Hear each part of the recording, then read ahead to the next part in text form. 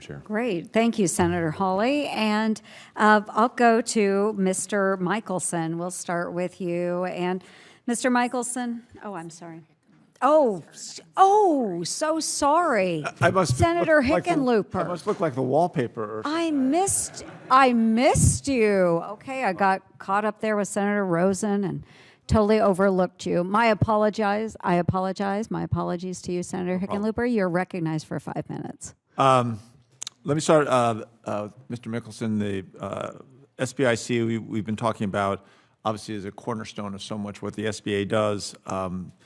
As a small business person myself, I'd gotten laid off, was out of work for a couple of years, and took a long time to raise the money. As I always would say, my mother wouldn't invest, and she wouldn't.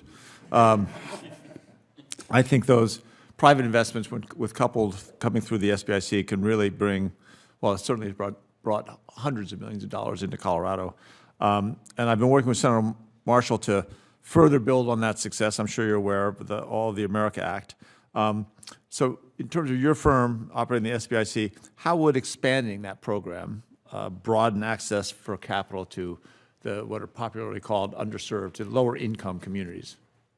Thank you, Senator, for your question. It's timely. We actually closed an investment in Colorado last week. Good.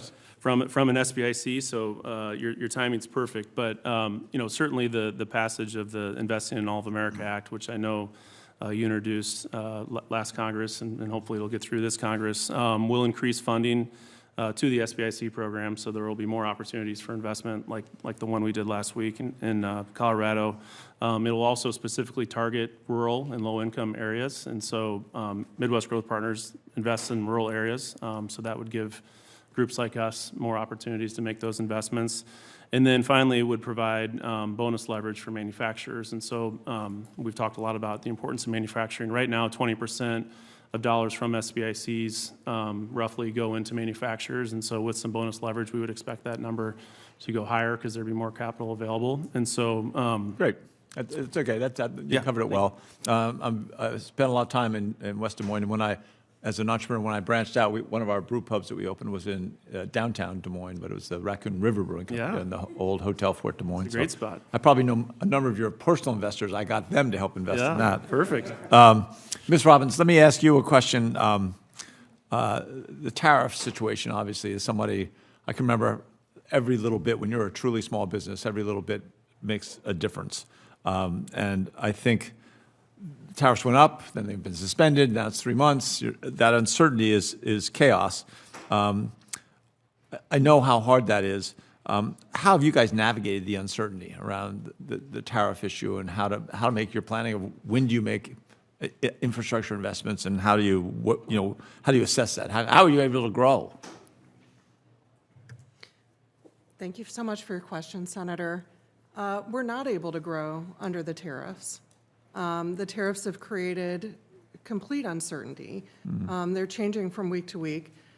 You mentioned, that they announced a reduced tariff rate and a 90-day pause, but I'm still not clear on exactly how much I'm paying in tariffs. Is it 30% plus the 2018 plus the fentanyl? That would put me at 75%.